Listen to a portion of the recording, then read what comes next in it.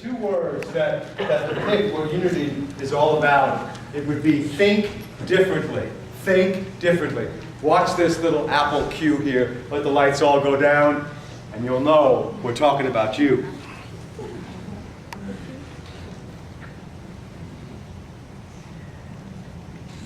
The misfits, the rebels, the troublemakers, the round pegs in the square holes, the ones who see things differently. They're not fond of rules, and they have no respect for the status quo. You can quote them, disagree with them, glorify or vilify them. But the only thing you can't do is ignore them, because they change things. They push the human race forward. And while some may see them as the crazy ones, we see genius.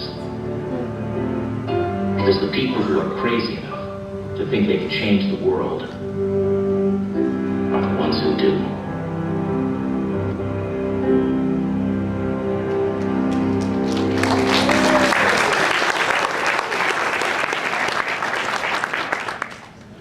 Well, welcome all you misfits, you rebel rousers, you ones who find round pegs and square holes, the ones who dare to see things differently, who don't follow the rules and regulations, who have no respect for the status quo.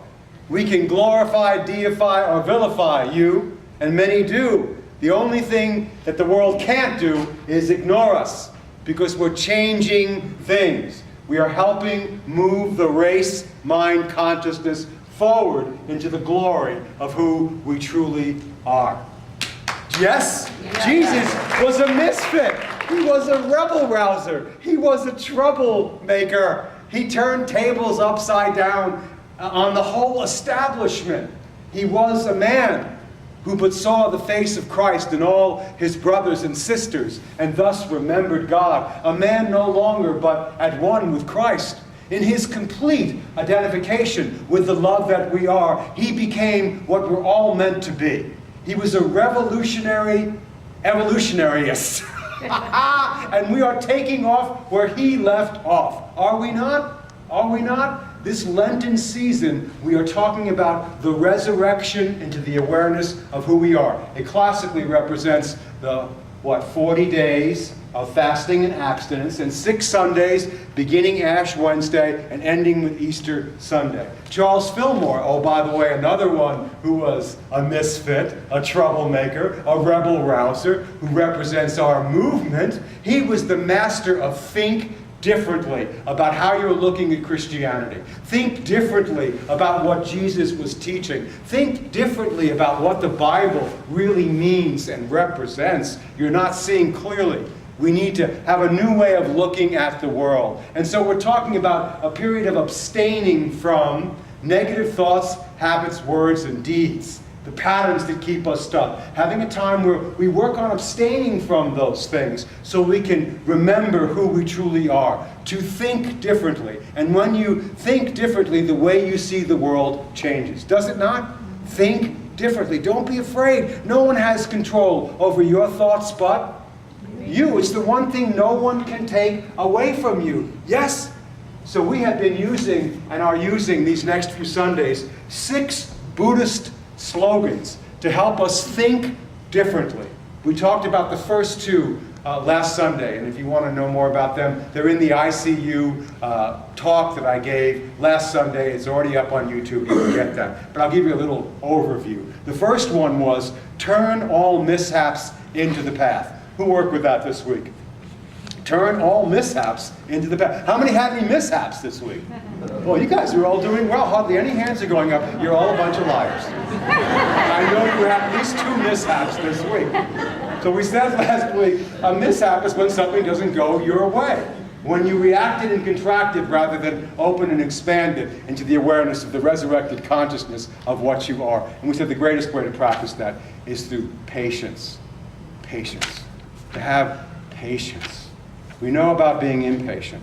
And it says that in the brain psychology that they're doing now, if you can just wait 7 seconds before you act from a contracted state of consciousness, it'll be gone. You'll move into expansion. Boy, those 7 seconds can be so long when I want to tell you what I think about what you're doing again, right? Patience. Second one we said was drive all blames into one. Don't blame anyone or anything for what's either going or not going your way. Blame yourself. Not in the way that we usually blame ourselves, we're just beating ourselves up, but take full responsibility for your own internal state of consciousness, and don't blame anybody else. The third one, which I'll talk about today, most powerful of all, is be grateful to everyone and everything. Be grateful to everyone and everything. I was in the hot tub at my favorite sacred place, the YMCA, and I was getting out of it after 25 minutes of just relaxing. And as I was walking out to go around the pool, there was a young mom with her little baby, maybe about 7 weeks old, and the baby was splashing in the pool.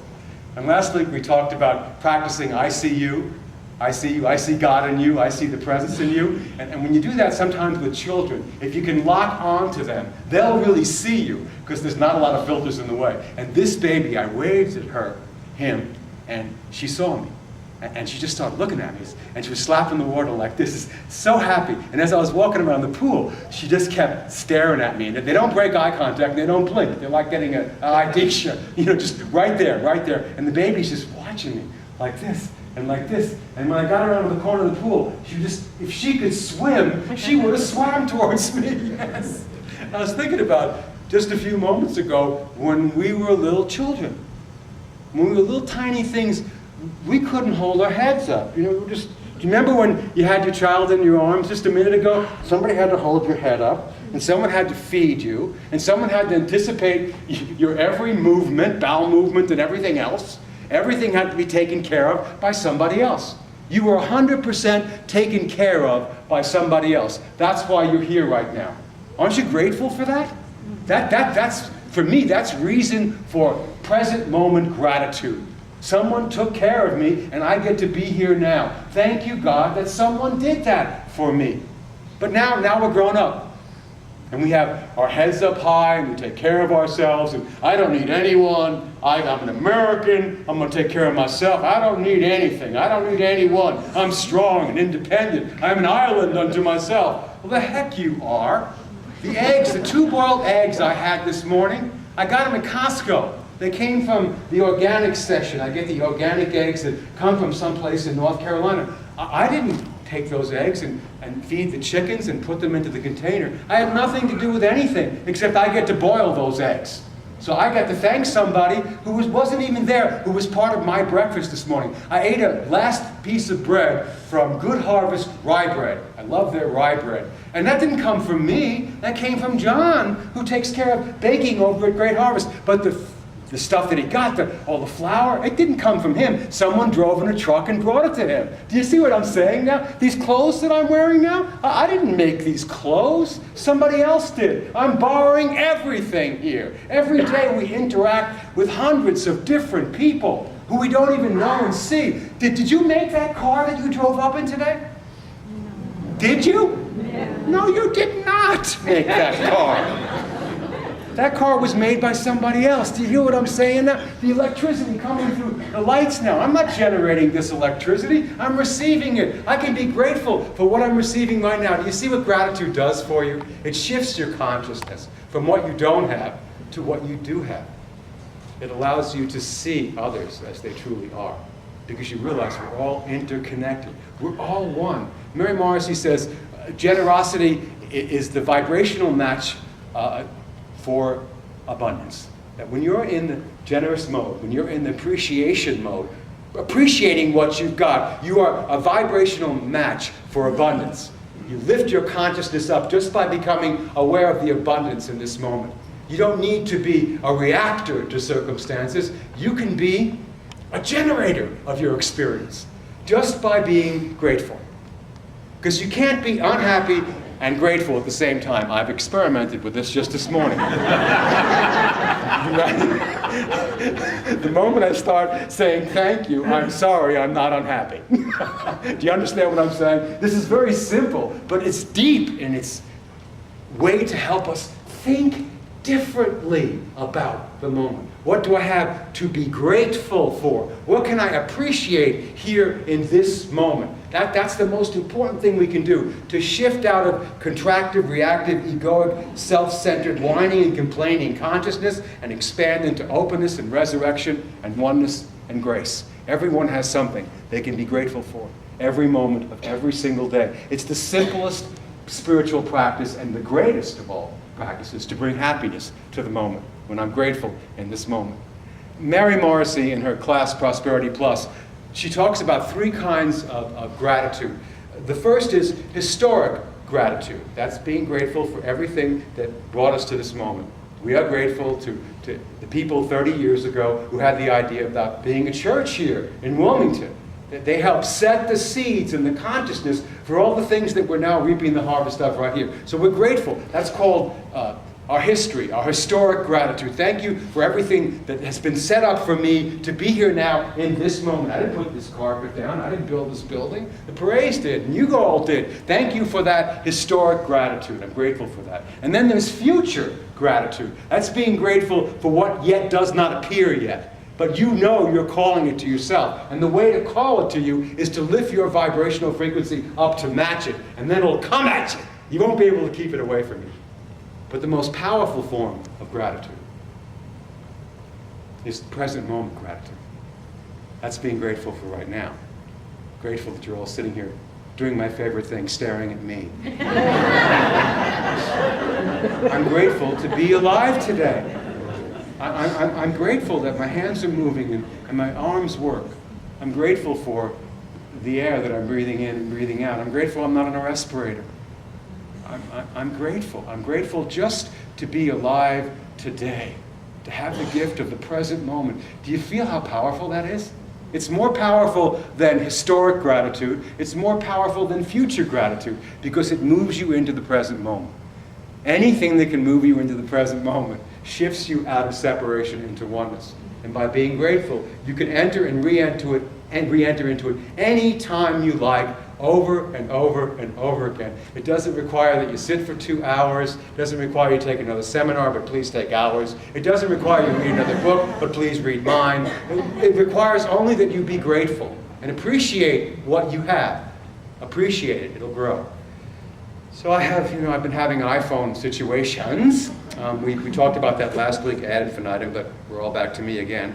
And this time, we decided on Tuesday that we were going to get all of our Apple equipment working in synchronization together. So we packed ourselves up and we got the big old iMac computer with the keyboard, and Maureen got her PowerBook, and we got our 2 iPhones, and we brought the backup disc, and we went to Myrtle Beach. You know, Myrtle Fillmore, we went to Divine Mother, Myrtle Beach, on Myrtle Drive, to say, help! And a computer geek, he was there to help us. And by the way, they don't mind being called a geek. It's not a bad term for them. They like it. And this young guy sits down with us, and we take everything out and go, make them all work together for good! Because right now they seem to be in a fight war with each other. Help us! So he spends 2 hours working on all Apple stuff to get them all synchronized in the iCloud and working together. And then we leave, and I'm in my car, and I just thought, well, gee, I'm gonna call Carl Anthony. You all know Carl Anthony, very dear friend of ours, on the phone. So I open up my phone to call Carl Anthony.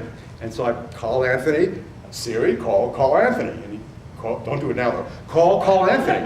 and the phone answers, and I don't know who. It's strange, but then hangs up, and I went, what was that? And then I looked down, and about a minute later, we get this text. I have reverse directory. I know where you live. Stop calling me before I go to your house. That doesn't sound like Carl Anthony to me. Well, that's Carl Anthony having a very, very bad day. So I'm looking at this going, and then I look at my phone directory, all my contacts. I don't have 90 anymore. I have 1,500 people in my directory. It's filled with names of people I don't remember, phone numbers that don't work. We're getting photos in iPhoto from people who we have never seen in our life. Everything is way worse than it was before. Anybody recognize this in your own life? You go to get it fixed and it turns out to not be the fix. The cure is just more of the same sort of downward spiral.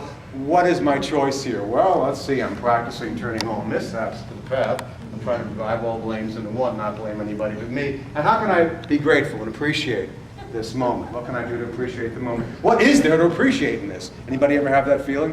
What is there to appreciate in this? I can't wait to see what the blessing is in this.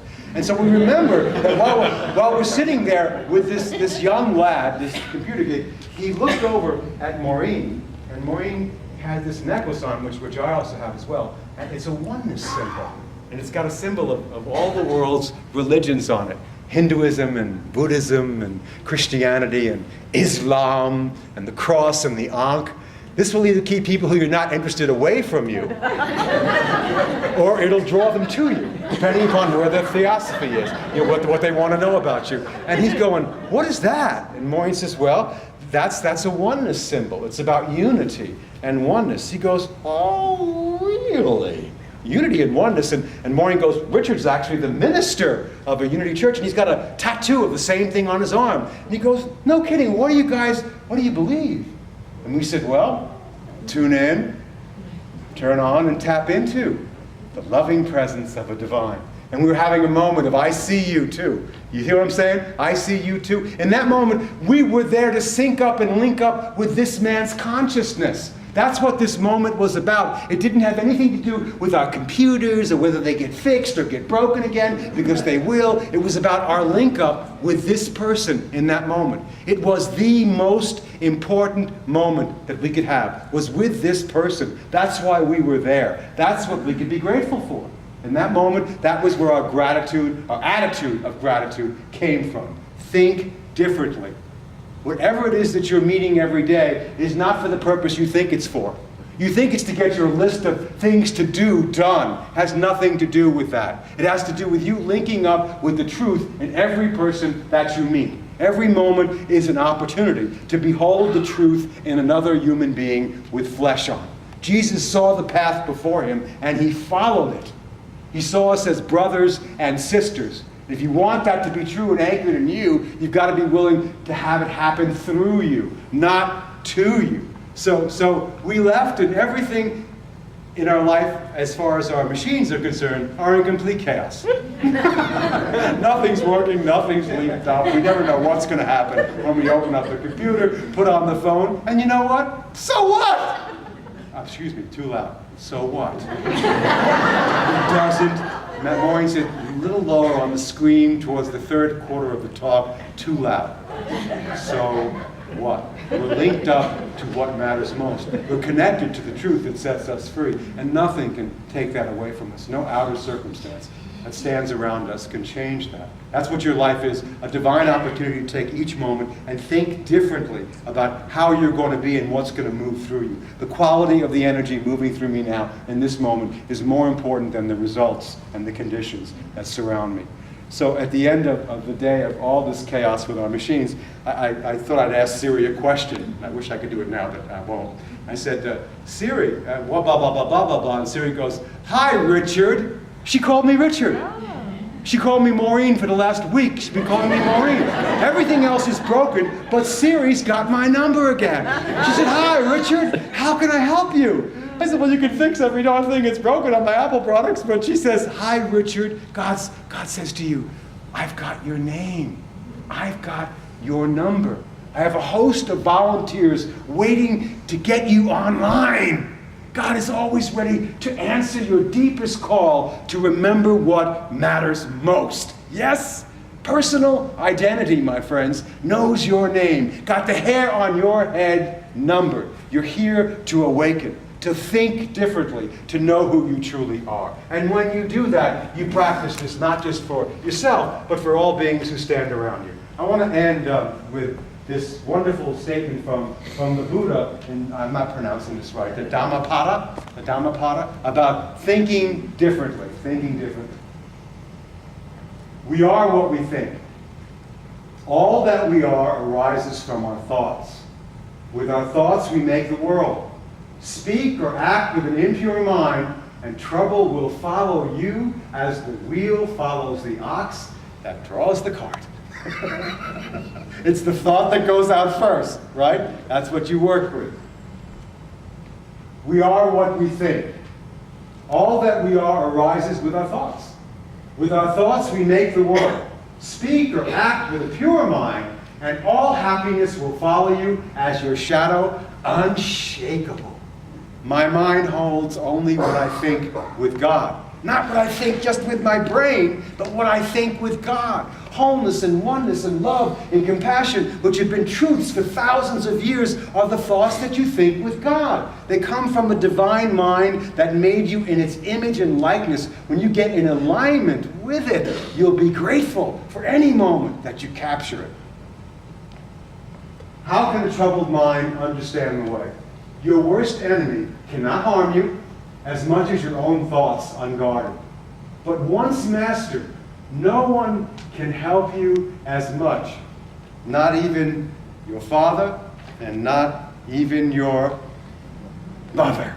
So, my friends, you sweet misfits, you rebel rousers, you troublemakers, the ones who find round pegs in square holes, continue this week to think differently. Be the ones who don't say yes to the status quo. Be the one who sees the change not happening from the outside in, but from the inside out. For when you think differently, when you speak differently, when you act differently, you literally become the change that needs to happen most on this wonderful planet that we're on, right here and now.